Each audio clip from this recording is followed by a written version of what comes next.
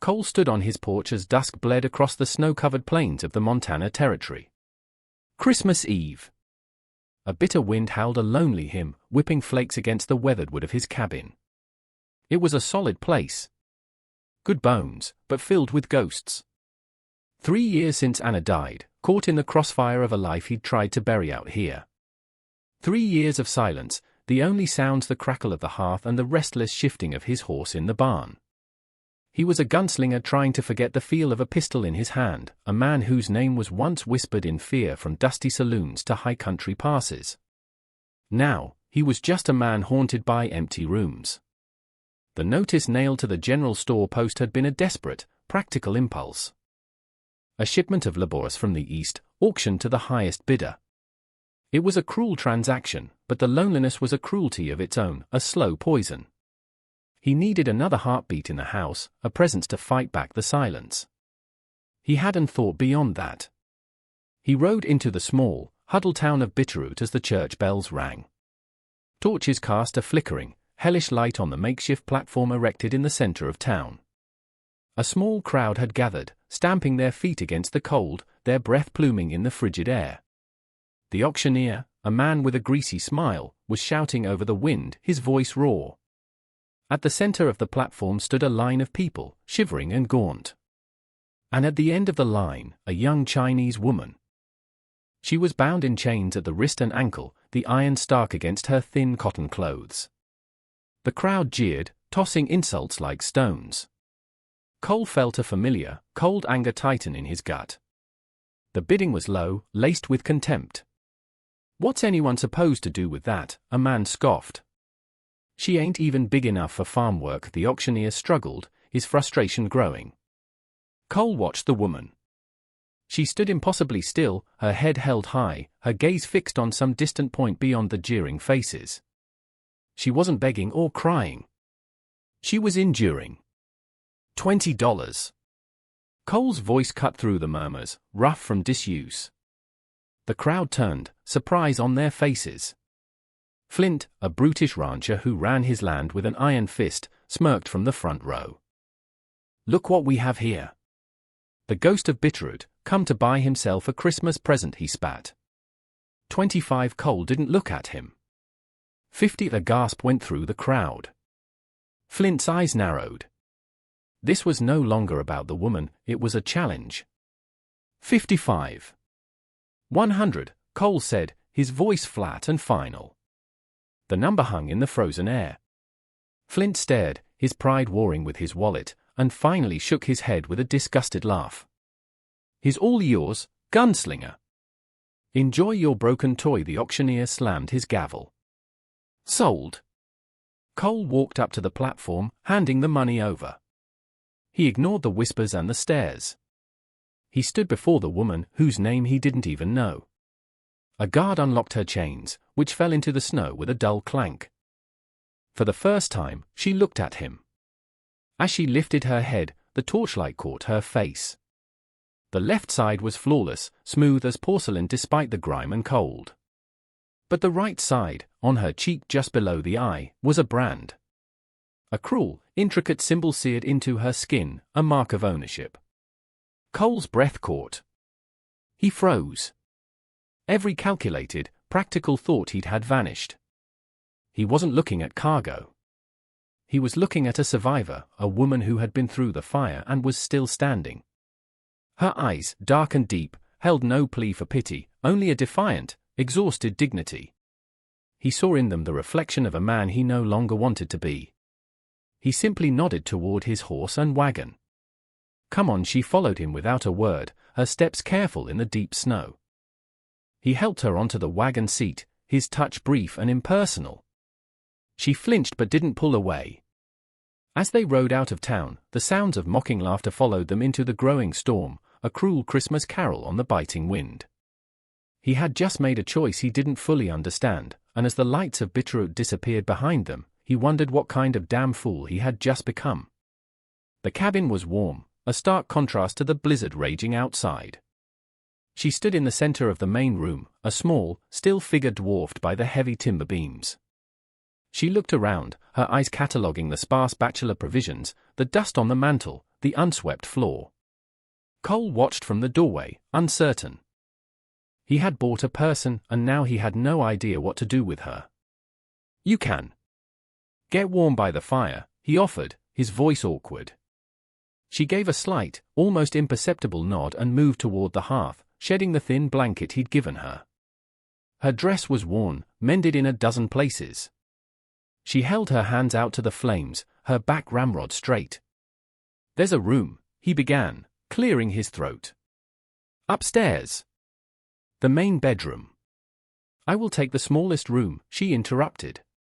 Her voice was quiet, with a lilting accent, but the words were clear and precise. She nodded toward a small storage room off the kitchen. "That one is fine. That's not a proper room. You should have the bed." She finally turned to look at him, the brand on her cheek stark in the firelight. "Let us be clear, sir. You have bought my labor. I will cook, clean, and mend. Nothing more is expected or offered. A small room is sufficient for a servant." Her words were a wall, built of hard experience. Cole felt a pang of something that felt like shame. He wanted to argue, to say it wasn't like that, but what was it like? He had bought her. The ugly truth of it stood between them. He retreated to the barn, the silence of the cabin suddenly more profound than when he was alone. Dinner was jerky and hardtack, softened in a stew. She cooked with a quiet competence that spoke of making much from very little. They ate in silence, the only sounds the scrape of spoons against tin plates and the howling of the wind. "What is your name?" he finally asked. She said, not looking up from her plate. "Cole." The silence returned, heavier than before. He knew nothing about her beyond a name and a scar. Nothing of the life she'd led before being put on a platform in chains. Later, he returned from checking on the horses to find her small door closed. A thin line of lamplight glowed from underneath it. He lay in his own bed, Anna's bed, listening to the small sounds of a stranger's presence in his home. "What have I done?" he whispered into the darkness. In her small room, Mai touched the brand on her cheek. It was an old habit, a reminder of what she was, of what men saw when they looked at her. Another master, another cage. But this one was different. He hadn't been cruel. He hadn't touched her. He looked at her with something she couldn't name. Confusion? Pity? It didn't matter. She had survived worse. She would survive this. Days bled into a week.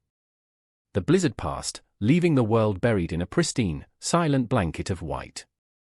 Mai transformed the cabin. She found old fabrics in a trunk and mended the torn curtains. She scrubbed the floors until the wood gleamed. The scent of dust and neglect was replaced by the aroma of fresh bread and coffee. Cole found himself listening for the soft swish of her movements, small sounds that chipped away at the suffocating quiet. One morning, he came in from the cold to find the winter coat he'd torn on a fence post laid across the table. The seam was repaired with tiny, perfect stitches, stronger than the original. He ran his thumb over her work. "My mother taught me to sew," she said quietly from the stove, the first word she'd offered without being asked. "Mine, too," he replied. A small, fragile bridge built between them. A week after Christmas, they had to ride to town for supplies. As they hitched the wagon outside the general store, the town went quiet. Heads turned. Whispers followed them like shadows. Mrs. Gable, the preacher's wife, stopped them, her face a mask of pious concern. "Mr. Cole, we have been praying for you. And for this poor unfortunate soul." Her eyes dripped pity as she looked at Mai. "It is a great act of Christian charity you have performed." Mai's jaw tightened, her hands balling into fists at her sides. "We need supplies, Mrs. Gable," Cole said, his voice a low rumble. Inside, the storekeeper's wife stared openly. Two young men snickered behind a stack of barrels. Cole felt a slow burn of anger, not at Mai, but at his neighbors, at himself for bringing her into this crucible of judgment. As they loaded the wagon, Flint blocked their path, his shadow falling over them. "Enjoying your purchase, Gunslinger?" his grin was a razor slash. He tipped his hat to me with mocking courtesy. Surprised he lets you out in the daylight.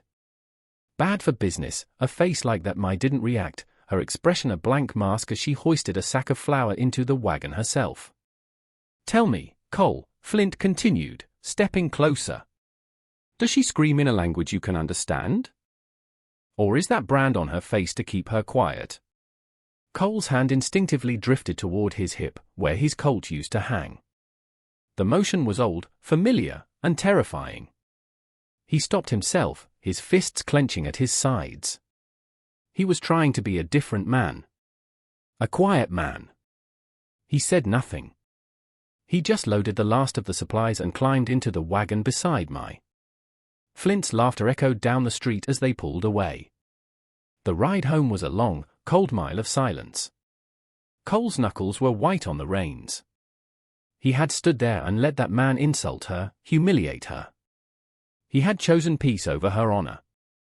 Finally, her quiet voice broke the tension. You do not have to defend me. Maybe I have to defend myself, he said, the words torn from him. She looked at him then, really looked at him for the first time.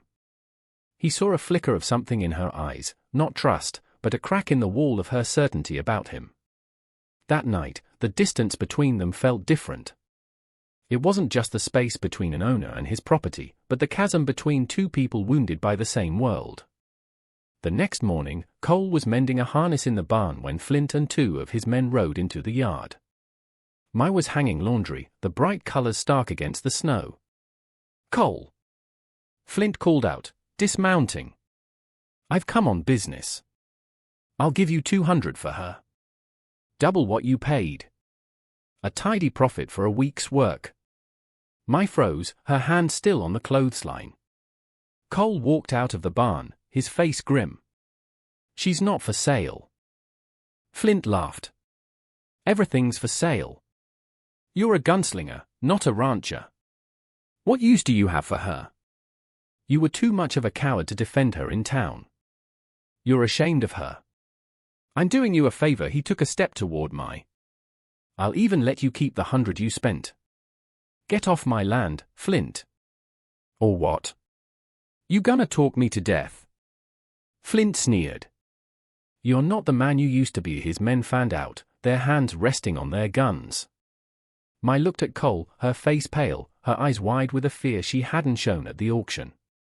She was expecting him to fail again. To trade her away. Something inside Cole snapped. The quiet man he had been trying to be was a lie, a costume that no longer fit. He wasn't protecting himself from his past, he was just letting it win. He took a slow step forward, away from the barn and into the open. The last man who called me a coward, Cole said, his voice dropping to a dangerously quiet pitch that silenced the wind, is buried on a hill outside of Wichita. Flint's smile faltered. For the first time, he saw not the quiet homesteader, but the ghost he'd mocked.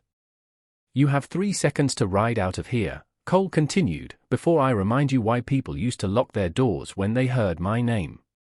Flint hesitated, looking at his men, then back at the cold certainty in Cole's eyes. He saw no bluff. Cursing, he swung himself back onto his horse. This ain't over, Gunslinger. He spurred his horse and rode away, his men scrambling after him. The yard was silent again. Mai stood by the clothesline, staring at him, her chest rising and falling rapidly. He had defended her. He had chosen her. He walked over to her, his heart pounding. He won't be back, he said. You're safe here. She searched his face, her eyes filled with a confusion that mirrored his own. Why? She whispered. Because this is your home, he said, the words feeling truer than anything he'd said in 3 years. That night, for the first time, she left her door ajar. The spring thaw came late, but when it did, it transformed the land. Green shoots pushed through the mud, and the creek swelled with melted snow. They planted a garden together, working side by side in the warm earth.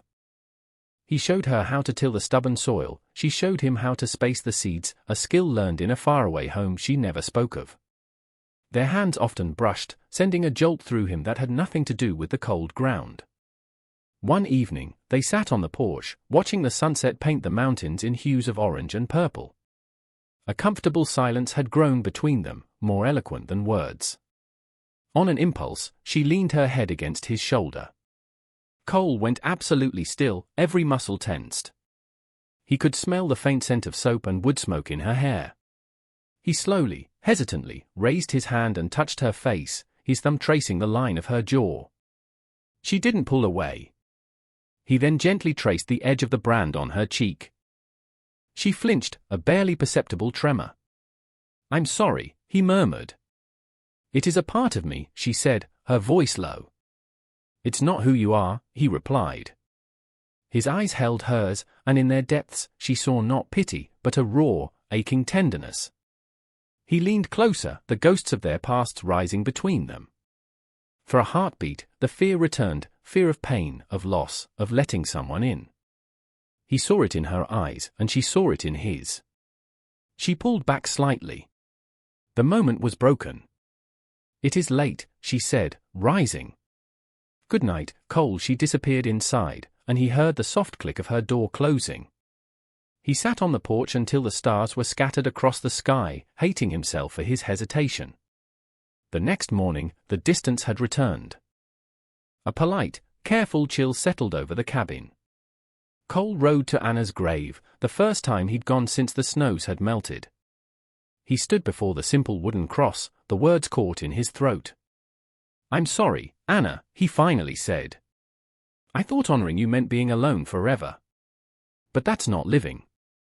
It's just waiting to die." He realized he wasn't holding on to her memory to honor her, he was using it as a shield.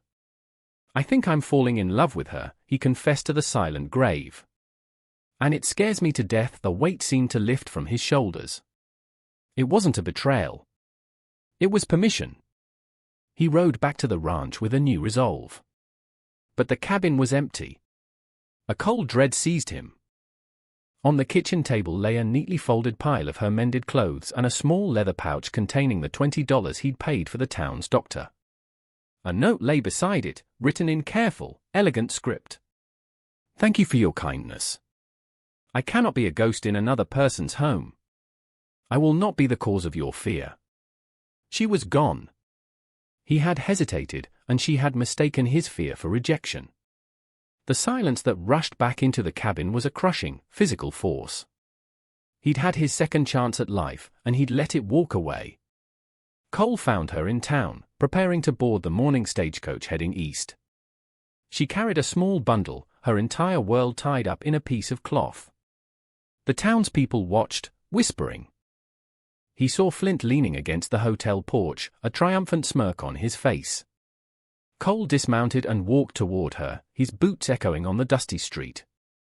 The whole town seemed to hold its breath. He stopped in front of her. "My." She wouldn't look at him. "There is nothing left to say." "The hell there isn't," he said, his voice carrying across the street. "I was a coward. I was afraid of feeling anything again because I didn't want to lose it. But losing you for a day has been worse than the last 3 years of being alone." Flint laughed aloud. "Listen to the gunslinger, begging for his property." Cole turned slowly. "She is not my property.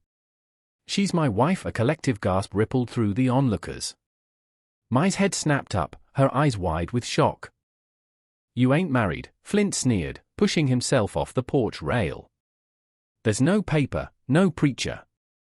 "There's my word," Cole said, his hand finally, naturally, coming to rest on the worn leather of his gun belt. "And here, that's law enough. If you or anyone else has a problem with that, state it now." Flint's eyes flickered to Cole's hand, to the deadly calm on his face. He saw the man he'd only heard stories about. He said nothing. Cole turned back to Mai. "I'm not asking you to be a servant," he said, his voice softening. "I'm asking you to build a life with me. To be my partner. To be scared with me. Please. Come home." He held out his hand. Tears streamed down her face, washing away the dust and the pain. She looked from his outstretched hand to his eyes, and she saw the truth. She saw a future. Slowly, she placed her hand in his. He squeezed it gently, his thumb resting near the brand on her cheek, not in pity, but in acceptance. Together, they turned and walked to his wagon, leaving the silent town and the morning stagecoach behind. They were married by the circuit preacher the following Sunday. That evening, on the porch of the cabin that was now truly their home, the golden light of sunset washed over them.